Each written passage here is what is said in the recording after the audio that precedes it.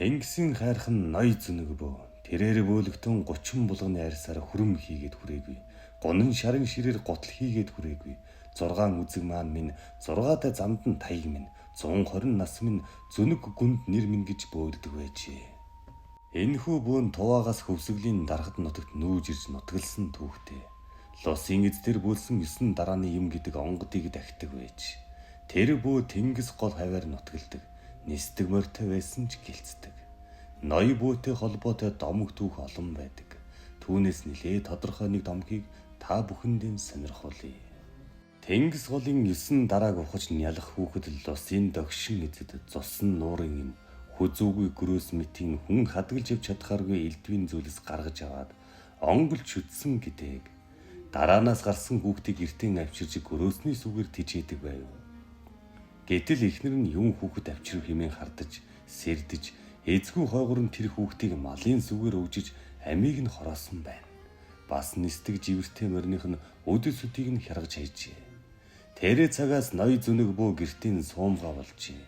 Хожим нисдэг бөө болох гэж газраас тохоо эртээ хөөрөөд биеийн даагдаг байжээ. Дэгтэл бүгсэн биенийх нь нэг сүүж нь хүрэл болчихсон байсан гэдэг. Махчингууд идэх гэж барьж аваа толгойг нь сэлмээр завчхад даалгүй тугалах шиг болоод байхаар нь тугалган сумтай буугаар буудсан юмсанж. Бас нэмэр болсонгүй гин.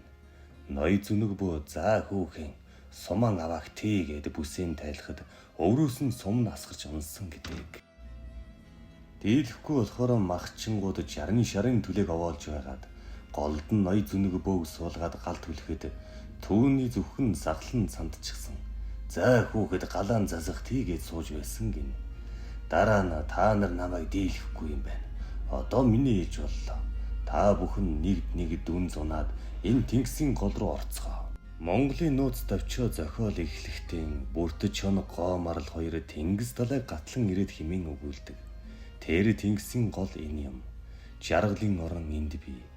Эхнийх нь даллаад ороод байх тий гэж хэлээд тэр ёсоор болгож тэнгис голын хүрхрэнд махчингуудыг живүүлж алсан гэдэг. Сүүлд ноён бөөг таалал төгсөг болоход ясных нь юм салахгүй. Шар нохон сэмжээр толгойг нь ороож 3 төрсөн бүсгийн өмдөр 3 шавхурдаж байж таалал төгссөн гэдэг. Ноён зүнэг бөөл 17 дугаар зууны үеийн хүн бололтой. Төвний шүддэг байсан лосын догшин эздийг босод хүн эзэмшиж хадгалах боломжгүй тул төвнийг залгамжилсан бөө одоогоор төрөөгүй юм гинлээ. Ноён бөөгийн бас нэгэн домог хууч яриа. Ноён бөө 99 нас хүрээд 2 хүлт хүн 100 хүрнэ гэдэг муу ёрголоо. Эртхэн явъя гэж шийдээд нэг шүн бөөлж гин. Тэрээр бөөлхийнхэн өмнө би бөөлж байгаа тооноос гарах болно. Намайг тооноор гарахад нэг ч хүн миний биед хүрч болохгүй. Харин доороос минь өөд арц шатааж сан тавиад өгөөрэй. Би ариун тэнгэртийн дэгдэж нарт хороогоос халих болно гэжээ. Энэ үгийг сонссон гэргийн ноён бөөг тооныхон цамхаас гараад зөвхөн 2 хөлн цохууж байтал олон жил ханилсан хайрт нөхрөн явуулахгүй гэж хөлөөс нь татчихтал буугаад ирсэн гэдэг. Тэр цагаас хойш 20 жил болж 120 насыг насалж тун их зүнгэлсэн юм байжээ. Тэгээд ноён зүнэг, ноён бөө, зүнэг аав гэх мэтээр нэрлэгдэх болж. Үүнээс гадна ноён зүнэг том биетэй сайхан ир байсан гэдэг. Тэрээр бөөлөхтөн 30 булганы арьсаар хүрэм хийгээд хүрээгүй.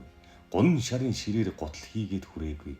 6 үзэг маань минь 6-тай замд нь таяг минь 120 нас минь зүнэг гүнд нэр минь гэж дууддагаас үзэхэд 1670-аас 1690 онд амьдарч байсан бололтой.